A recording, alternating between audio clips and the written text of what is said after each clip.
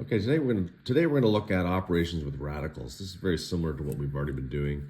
Just remembering that when you're dealing with radicals, it's a lot like dealing with regular algebra with coefficients and variables. Very similar rules are applied here. So, so let's just take a look at some of these examples. One of the rules that we have, and we talked about this briefly last day, was that no radical appears in the denominator of a fraction, and we need to rationalize the denominator for those cases, and I'll show you how to do that. So here is an example that's very similar to something like maybe 2x times 3y minus 9, whereas, let's just change that to that.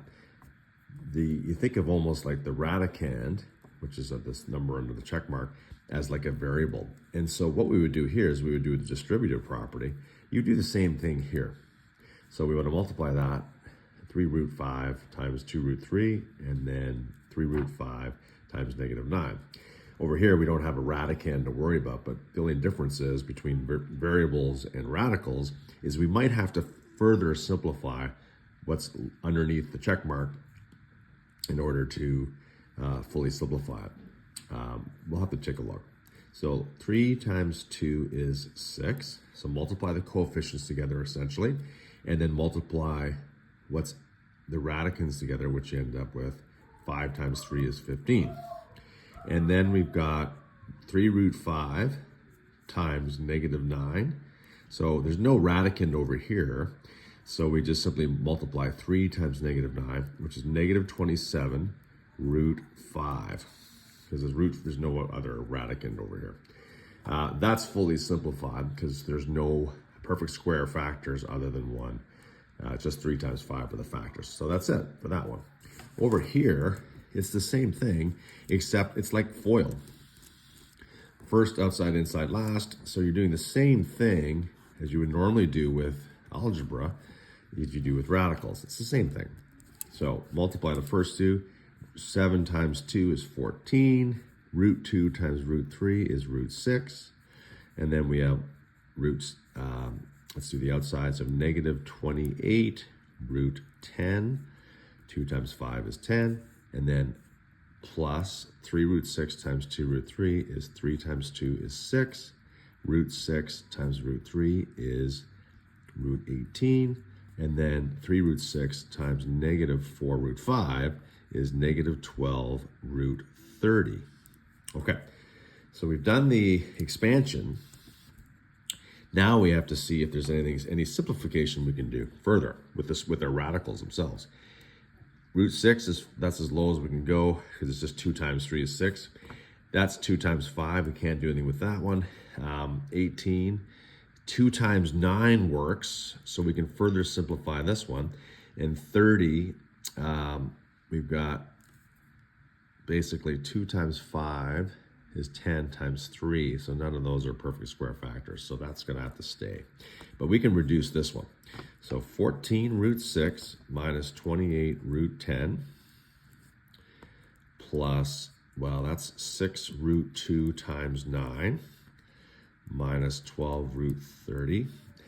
5 times 6 is 30. Yeah, that's not going to do anything with us. Good. 14 root 6 minus 28 root 10 plus, okay, I can pull out the 3 because 3 squared is 9. So it's 3 times 6 is 18 root 2, that's left, minus 12 root 30. And of course, there's no radicals that are common, or radicands, I should say, so we can't essentially do anything further with addition and subtraction because they have to be identical radicands in order to add or subtract them. We talked about that last day. Okay? Other than that, it's just more practice working with radicals that we're going to work on today.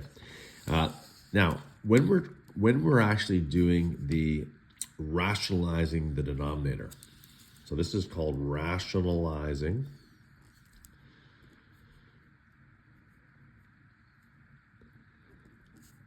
the denominator.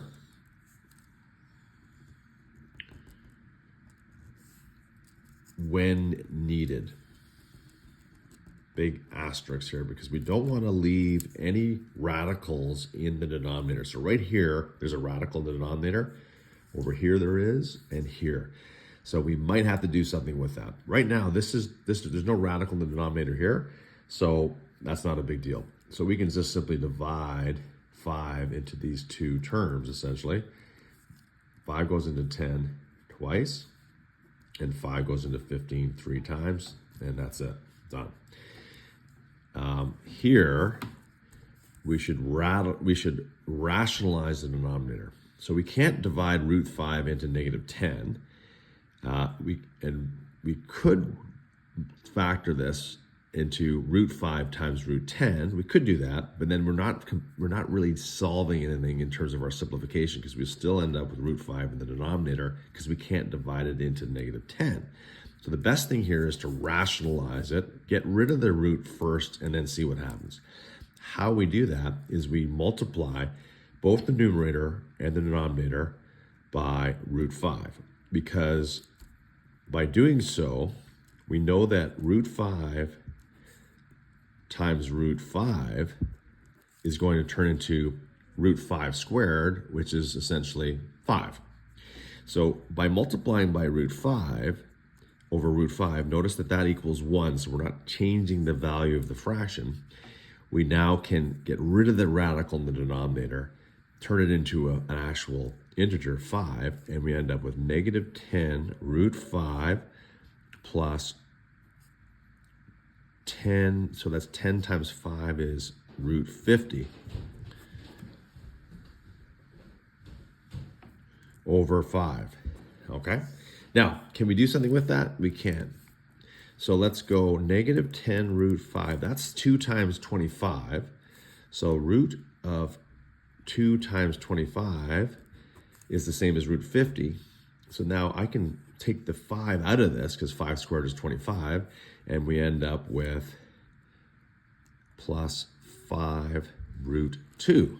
Oh, now we can then simplify because we can divide 5 into 5 and 5 into negative 10. Perfect. Negative 2 root 5 and plus root 2. 5 goes into 5 once. 5 goes into negative 2 twice. Negative 2 root 5 plus 2 is our final answer. Perfect. So rationalize first there. Here, how do we deal with a binomial in the denominator? What we need to do when we're dealing with a binomial in the denominator is to rationalize it, is to know a little bit about our sum and difference and the perfects and our difference of squares.